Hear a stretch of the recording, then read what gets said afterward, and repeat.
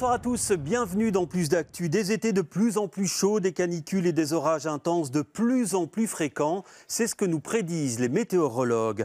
La région bruxelloise est-elle prête à y faire face?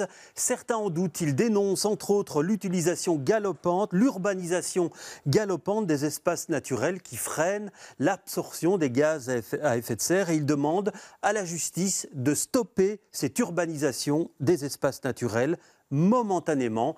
Est-ce la solution? On en parle ce soir avec nos invités. Voilà des invités que je vais vous présenter tout de suite, en commençant par vous, Marco Ranieri. Bonsoir. Vous représentez sur ce plateau l'ASBL We Are the Nature, qui a donc intenté ce procès à la région bruxelloise. On aura l'occasion d'en parler. Et puis j'ai le plaisir d'accueillir aussi Léo Van Broek. Bonsoir. Vous êtes le président du groupe Expert Climat de la région bruxelloise. Oui. Alors vous le remarquez, pour l'instant on a un printemps très chaud et certains nous disent que c'en sera de même durant une partie de l'été. Est-ce une preuve du changement climatique et de ce qui va se produire à l'avenir en région bruxelloise? On écoute ce météorologue de l'IRM à ce propos. Il faut comprendre ici que la Belgique se caractérise typiquement par un climat océanique tempéré et donc un climat finalement assez variable. Mais ce que l'on remarque depuis quelques années, c'est qu'on a tendance de plus en plus souvent à avoir des longues périodes du même type de temps, soit des périodes sèches durables, ou alors au contraire des périodes pluvieuses qui sont également installées dans la durée. Et ça, effectivement, ça peut être un marqueur du réchauffement climatique. Les modèles semblent quand même assez unanimes cette année pour décrire un prochain été qui pourrait être quand même plus chaud que la moyenne. On parle d'une anomalie de température positive qui pourrait atteindre 1 à 2 degrés. C'est quand même assez important. Maintenant, pour les précipitations, le signal est un peu plus incertain. Juin pourrait être un mois relativement proche des normales au niveau précipitations. On peut penser qu'on aurait quand même de temps à autre des orages.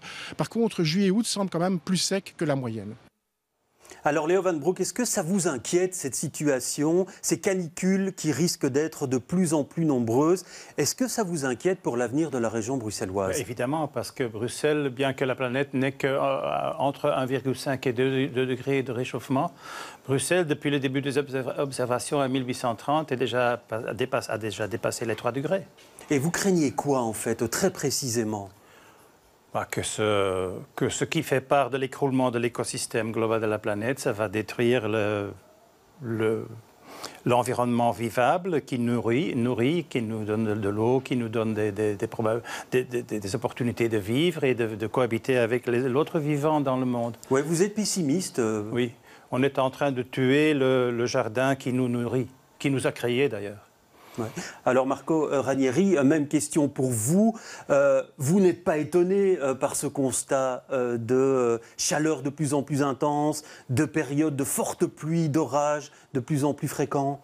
Je ne suis pas du tout étonné. Je pense comme d'ailleurs la plupart des citoyens qui constatent que ces incidents surviennent et arrivent et qui constatent les effets de la chaleur.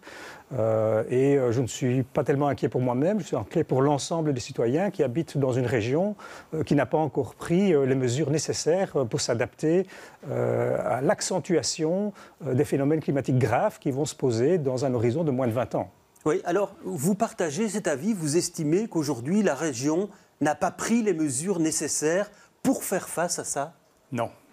La région a fait des plans, des objectifs à long terme, mais n'a aucune idée comment les réaliser, n'a ni les structures de gouvernance, ni les budgets, et ne fait pas le monitoring pour savoir ce qu'elle en a déjà fait.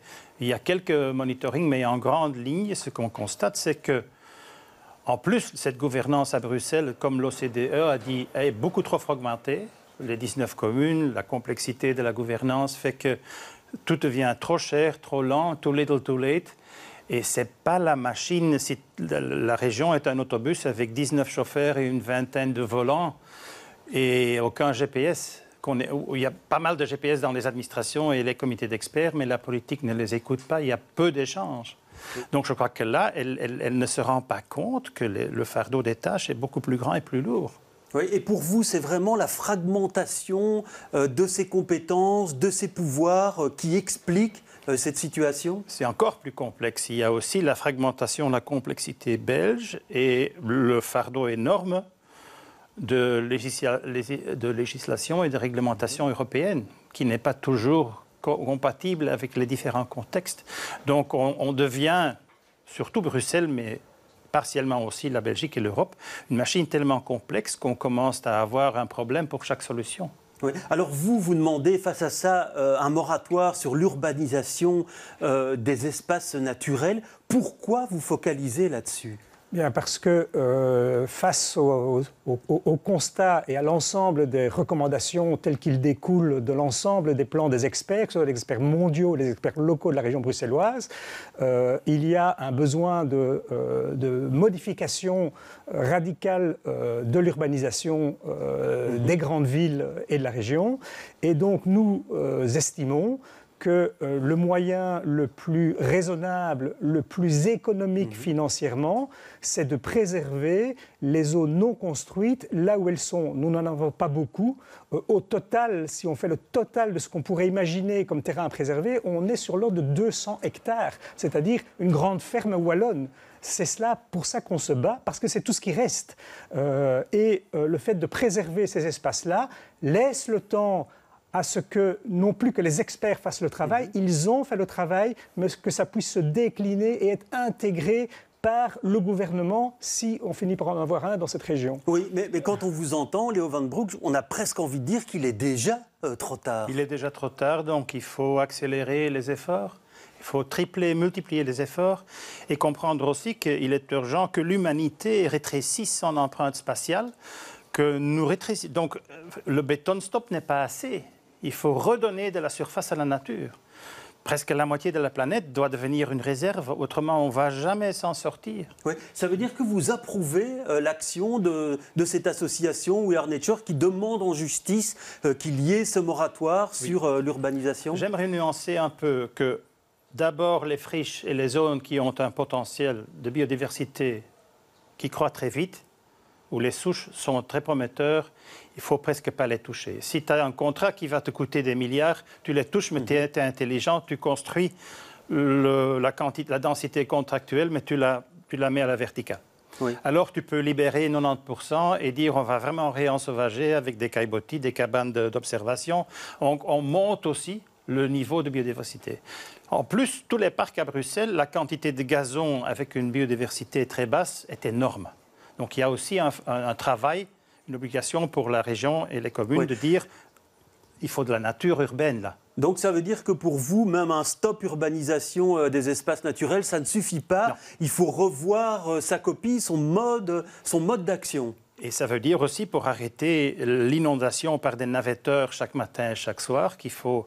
Parce que l'argumentation, on est d'accord là-dessus aussi, l'argumentation est liée à la crise du logement. Les navetteurs viennent en masse. C'est la ville la plus inondée de navetteurs parce qu'ils ne trouvent pas des logements abordables à Bruxelles. Donc densifier en hauteur, sur moins d'empreintes, démolir les épaves, les vieilles ruines, monter en hauteur et injecter des quantités énormes de logements locatifs abordables, ça peut faire beaucoup. Verduriser, densifier, nombre de pourcentage de logements sociaux. L'urbanisation en hauteur, vous savez qu'en région bruxelloise, elle est loin, très loin de faire l'unanimité. On a beaucoup d'associations qui sont mobilisées, notamment à Tour et Taxi, où il y a une construction d'une tour très haute qui est prévue et 16 bâtiments. Ce n'est pas dans les mœurs de la région bruxelloise. Mais c'est partout le problème. Les citoyens partout dans le monde ne sont pas au courant de la crise non plus. Et ce n'est pas parce que tes enfants aiment des friandises et du chocolat que tu ne peux pas cuisiner des légumes. Donc je crois que la participation a ses limites si l'urgence est trop grande. Alors on va revenir à votre combat. Vous avez cité donc la région bruxelloise à comparaître devant le tribunal de Bruxelles. C'était la semaine passée donc pour demander à la justice d'ordonner un moratoire sur les espaces naturels qui existent encore. On a assisté à la première audience. Voici cet extrait de reportage. Ils sont venus en nombre, une façon de montrer leur poids et leur détermination. Des associations et plus de 1300 Bruxellois qui demandent à la justice d'ordonner un moratoire sur toute urbanisation future des terrains de plus d'un demi-hectare. Le temps d'adapter les outils légaux pour qu'ils tiennent compte du péril climatique. Nous devons absolument adapter le territoire de la région Bruxelles-Capitale aux effets du changement climatique et maintenir la capacité d'absorption des émissions de gaz à effet de serre. Donc il y a 2 objectifs. Et pour ces 2 objectifs, la nature est notre meilleur allié. Les espaces naturels et les sols vivants ont cette capacité d'absorber du carbone et d'atténuer les effets des inondations, des îlots de chaleur, des pics de pollution. Et donc, si on n'arrête pas de les détruire, on ne va pas pouvoir rencontrer ces 2 objectifs qui sont à la fois des obligations légales et des objectifs de santé publique, si on veut. Parmi les espaces cités, la friche Josaphat est la plus emblématique. Mais selon les associations, une 70aine de sites pourraient être concernés par ce moratoire. Durant l'audience, pour étayer sa thèse, leur avocat a souligné les manquements de la région dans la mise en œuvre d'instruments permettant de capter ces gaz à effet de serre. Elle est d'ailleurs incapable aujourd'hui de préciser sa capacité d'absorption. L'obligation en matière de captation carbone, c'est depuis l'accord de Paris de maintenir et puis d'augmenter cette capacité. Si aujourd'hui la région n'est pas capable de savoir quelle est sa capacité, comment voulez-vous la maintenir? Et le simple fait de construire, a priori, sauf à ce qu'on me démontre le contraire, implique une diminution de la capacité, puisqu'on construit sur des terres qui elles-mêmes ont un pouvoir de captation carbone. Alors on ne veut pas dire qu'il ne faut plus rien construire, plus nulle part, mais qu'il faut mettre en œuvre de véritables stratégies, une véritable réflexion, savoir où on va et ce qu'on fait. Alors Léo Van Broek, est-ce que vous avez l'impression que la région manque d'indicateurs dans ce domaine-là? Oui. Et je crois qu'il y a des études, des perspectives, et c'est en train de les faire. Parce qu'il y a beaucoup d'études sur le sujet. Il y a assez de données pour s'en sortir, si tu n'as pas peur de dire on va densifier là, à côté des gares, à côté des transports en commun, à côté des arrêts de métro, pour diminuer de nouveau le poids spatial de l'asphalte et du béton. On va changer les pistes cyclables, on va augmenter tout en même temps. Tu ne peux pas miser sur un seul cheval maintenant. C'est toute la course qui doit être gagnée. Oui. Alors par rapport à ça, votre grande crainte, c'est entre autres que cette urbanisation multiplie ces fameux îlots de chaleur, hein. Absolument. Donc les îlots de chaleur sont une situation assez dramatique, surtout en première couronne. Hein. Les graphiques le montrent, la situation est bien connue. Et ce n'est pas en continuant la minéralisation des quelques terrains qui restent qu'on va pouvoir résoudre cela. Donc la solution n'est pas dans cet ordre chronologique-là. La région, comme ça a été évoqué, a des obligations depuis 2015. Donc ça n'est pas nouveau, ça fait déjà 10 ans. Et on voit qu'elle n'est pas parvenue à se mettre en œuvre avec un plan cohérent, convaincant, qui va dans le bon sens. Ils ont continué à laisser les constructions se réaliser, donc à minéraliser, notamment le centre qui était déjà problématique. Et donc c'est pour ça qu'on cite par exemple le Tour et Taxi, mais une grande partie du Tour et Taxi a déjà été construite, soit. Et donc, il est légitime que les personnes qui habitent là autour ne veulent pas voir s'ériger des nouvelles tours alors qu'on leur dit qu'il manque d'espace vert. Mais paradoxalement, on n'arrête pas de dire que Bruxelles est une ville verte. C'est ce qu'on entend généralement. La ville a, si vous regardez en hauteur, on peut voir qu'il y a effectivement des espaces verts, mais les espaces verts n'existent pas parce qu'ils sont simplement verts. Hein. Il faut qu'ils soient fonctionnellement verts. Pour être fonctionnellement verts, il y a toute une série de conditions qui sont la connectivité entre les différents espaces et la disponibilité de surfaces aussi suffisantes. Donc si vous n'avez pas des grands espaces, vous n'avez pas la biodiversité qui peut s'y installer. Donc avoir des espaces, une quantité de verdurisation, mais très découpée, très fragmentée, très cloisonnée, ça ne répond pas aux défis auxquels on doit faire face. Oui. Et donc ces terrains, là où ils sont, ils nous aident à aller beaucoup plus rapidement. Et il nous aide surtout de ne pas accentuer le problème et il nous permet d'aller plus rapidement, le temps que des plans cohérents soient oui, là, ça peut durer 1 an ou 2, ça dépend en fait. On va avoir l'occasion d'en parler de ces plans. Bien plus que ça, de ces plans réglementaires.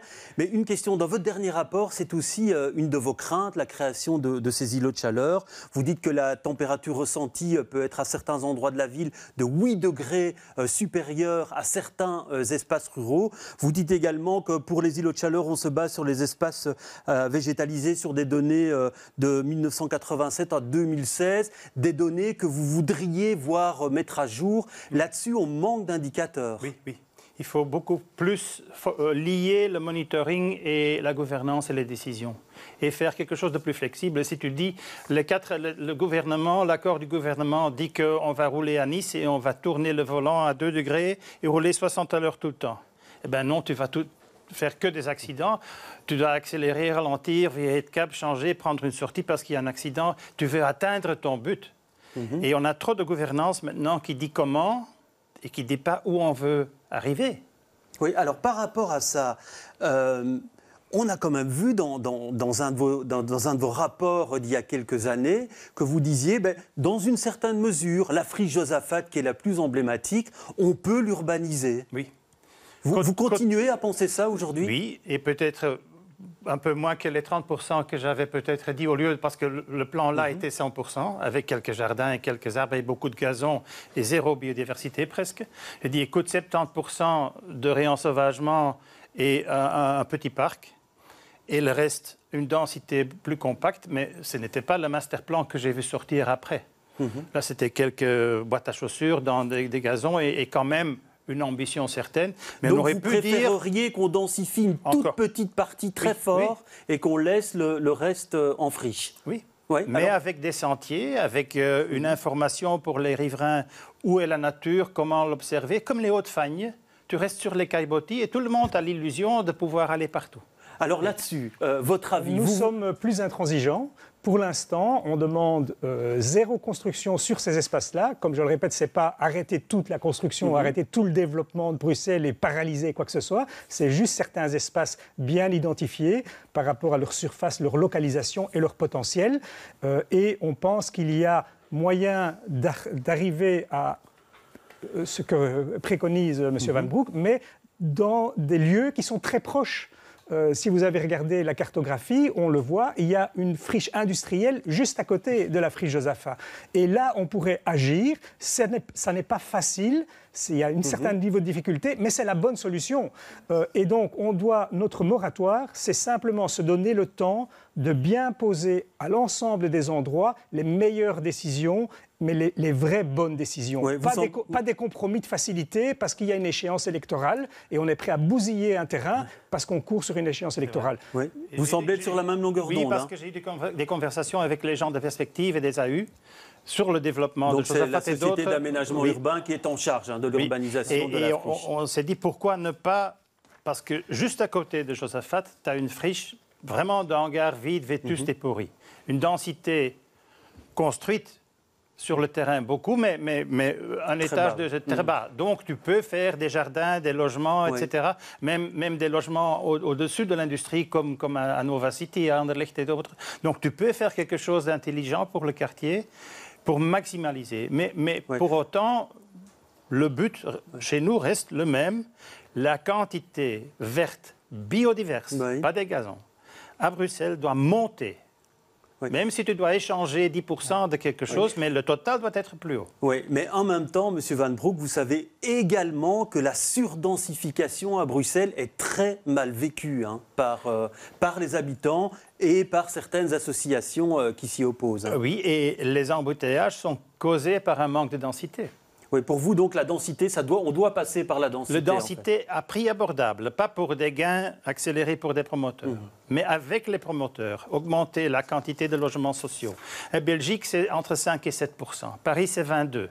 Hollande, 23% de logements sociaux. Vienne, 45% de logements sociaux. Un quartier social n'est jamais un ghetto là-bas. Oui. Alors, en même temps, pour me faire l'avocat du diable, on a presque l'impression, parfois, à vous entendre, que rien n'a été fait. Or, quand on lit votre rapport, vous dites gaz à effet de serre, en 2022, les émissions régionales ont enregistré une diminution de 18% par rapport à 1990 et 28% par rapport à 2005. Donc là, on a agi. La consommation, la réduction des gaz à effet de serre, elle est effective. Alors, pourquoi la région, c'est son argumentaire. Elle dit des choses sont faites, sont déjà faites. Mais pas assez. La rénovation est à 1/3, 1/4 de la vitesse nécessaire pour atteindre les objectifs de la région. Et par exemple, il n'y a aucune idée, aucun plan, aucun budget pour se sortir du gaz pour les chauffages. Donc, décarboner le chauffage et l'énergie à Bruxelles, Ce n'est pas faisable avec les plans actuels ni avec les budgets actuels. Et en même temps, Rénolution a foiré. La rénovation accélérée, groupée des grands quartiers n'a pas bien démarré. Ah oui, pour vous, c'est un échec, Rénolution. Si c'était à refaire, il ne faudrait pas refaire comme ça. Il faut refaire ce qu'on a décidé de faire, mais on ne l'a pas fait. Ouais, et qu'est-ce qu'on n'a pas fait, selon vous? Par exemple, la roue, on a eu une discussion énorme. Donc ça, c'était une rénovation collective, oui, il y en a énergétique 20 et 50 qui ont demandé un permis et on a obligé à le faire isoler à l'intérieur, ce qui n'est techniquement pas possible. Donc l'avis des comités de concertation était mauvais. Et petit à petit, deuxième introduction, troisième introduction, les riverains ont jeté le... Ouais. Ils ont dit, on s'arrête. Il n'y en a que 2 qui ont reçu un permis à la fin, après 3 ans de perte de temps. Alors, on revient sur les aspects réglementaires. Un des arguments de la région, c'est de dire, le PRAS, le plan régional d'affectation du sol, qui fixe les endroits où on peut construire, il est en voie de révision. Et le RRU, le Good Living, le règlement régional d'urbanisme, qui dit comment on peut construire, il est aussi en voie de changement. Donc, des choses sont mises en place. Alors, probablement qu'il y a effectivement des réflexions et des volontés d'avancer.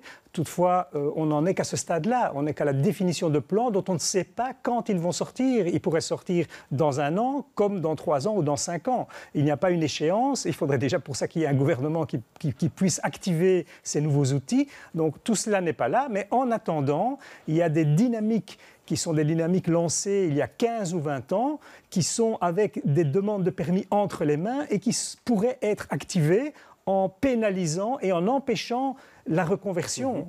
Donc, ça n'est pas du tout satisfaisant de dire on travaille sur des plans. Et ça fait déjà 10 ans qu'ils devaient être prêts avec leurs plans. Oui, vous avez l'impression que là-dessus aussi, la région a une guerre de retard sur l'adaptation des plans réglementaires, le PRAS et le règlement régional d'urbanisme. C'est surtout le mélange de régions et de 19 communes. Parce qu'il y a 19 coalitions qui ne sont pas toujours les mêmes que la coalition de la région. Et la politique s'occupe beaucoup trop des batailles d'arrière-garde d'idéologie et de stratégie politique pour faire des jeux et des plans de peur électorale ou d'ambition électorale. Et chaque nouvelle période de gouvernance après les élections, les histoires doivent être réinventées, on commence à zéro. Donc la vitesse et la force de frappe. En fait, des communes qui sont d'abord dessinées d'autre façon, avec une logique socioculturelle et géographique plus simple que les formes bizarres maintenant, est là pour se rapprocher du citoyen et pas pour faire une deuxième couche de gouvernance idéologique. Oui, mais votre constat est très sévère, Monsieur Van Broek. Oui. Est-ce que vous avez l'impression d'être entendu par les députés, par les ministres qui sont encore en affaires sortantes aujourd'hui? On aimerait beaucoup travailler en collaboration beaucoup plus rapprochée. L'académique, l'expert, c'est un GPS. Il ne va pas prendre le volant. C'est la politique qui roule la voiture, mais dès qu'il y a un accident, il va calculer des alternatives, il va aider tout de suite. Mais si nous, le GPS, n'écrit qu'une seule lettre par an au chauffeur, et le chauffeur, avec une lettre qui est écrite surtout pour la presse, ne fait qu'une réponse par an, il n'y a pas vraiment une assistance à la gouvernance qui est possible. Oui, et vous avez l'impression d'être entendu par le gouvernement de la région bruxelloise. Vous aviez déjà fait une mise en demeure qui n'a pas été suivie. Aujourd'hui, vous avez l'impression que vous avez une oreille plus attentive? Non. La réponse est non. Il faut bien recadrer que selon les données qui s'imposent à nous, qui ne sont pas les nôtres et pas les associations que nous avons votées, pas plus que M. Van Broek, c'est que c'est en 2050 que le risque majeur est là. Donc, c'est-à-dire il reste 25 ans. Et quand on voit la vitesse de progression, on se rend bien compte qu'il y a une incapacité à y parvenir. Alors nous, on a d'abord tenté avec les associations, il y a plus de, je pense, 60 associations qui se sont réunies pour cette demande de moratoire et nous avons fait au moins 2 fois le tour de l'ensemble des cabinets pour essayer d'être entendus de façon participative. Et donc c'est face à notre perception de cet immobilisme qu'on s'est dit, mais s'il faut donc, est-ce que les contraintes permettraient de résoudre mieux cette situation? Donc, voilà, on va attendre en tout cas l'issue du jugement. On a bien compris en tout cas que votre constat était plutôt sévère. Merci d'être venu partager votre point de vue sur ce plateau. Plus d'actu, c'est terminé pour ce soir, mais je vous retrouve demain avec beaucoup de plaisir.